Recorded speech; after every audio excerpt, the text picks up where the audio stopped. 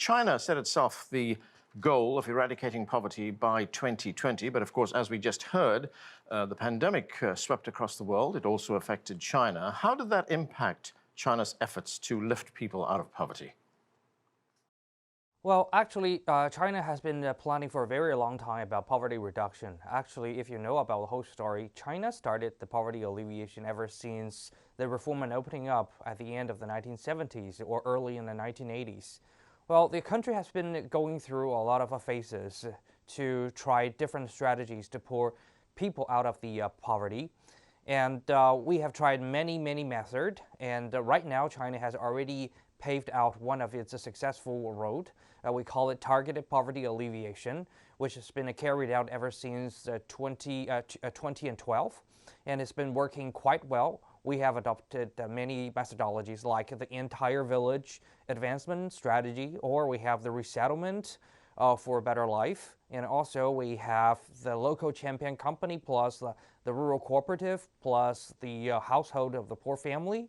And all kinds of these strategies are helping the Chinese farmers are getting out of the trap of the deep poverty. And right now we're seeing this is the end of the last year of the tough campaign against poverty in China, according to the government promise. And we've been seeing the progress has been solid. Even though we have the pandemic this year, but I don't think the total achievement will be disrupted by this situation, because the government has already been planned for the impact of the temporary situation like this. In China, the government has prepared for like the minimum living allowance for the poor family who doesn't have any condition to support themselves, or in all kinds of temporary situation like the pandemic. And as well, in China, we have a different situation, very special, is that every farmer, every householder are entitled with one piece of farmland and one piece of residential land. Nobody can take it away.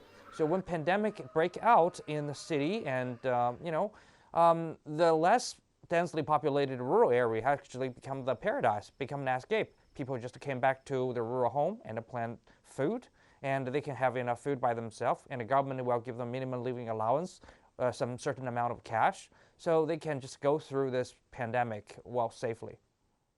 Marcelo Neri, Brazil was one of the worst hit countries by COVID-19. The economy took a hit because of the lockdowns. People were not able to go to work in places. But the government did introduce a relief program for those affected by the pandemic. What kind of help did people get from the government? It was quite a big program. It costs around, all measures around 10% of Brazilian GDP. Is one of the largest in comparison with other emerging countries. You include about 1/3 of the population. The problem is it's very important now, but the problem that's not sustainable. So we have given the fiscal situation, it will last only until the end of the year. So I think it's certainly a generous initiative. I don't know if it's wise in the long run. We will know that in about a year or so. I'm a bit concerned with 2021. I think the 2020 is pretty good in Brazil, in spite of the serious economic situation. About 15 million people lived out of poverty comparing to the pre-pandemic levels. So it was actually a good year, but perhaps too generous. So I tend to think more in terms of a more target approach for now onwards, even for pandemic reasons. So what are your concerns, Marcelo, about next year? Would you recommend that the government lower the amount of relief that goes to people? The government is already lowering this amount.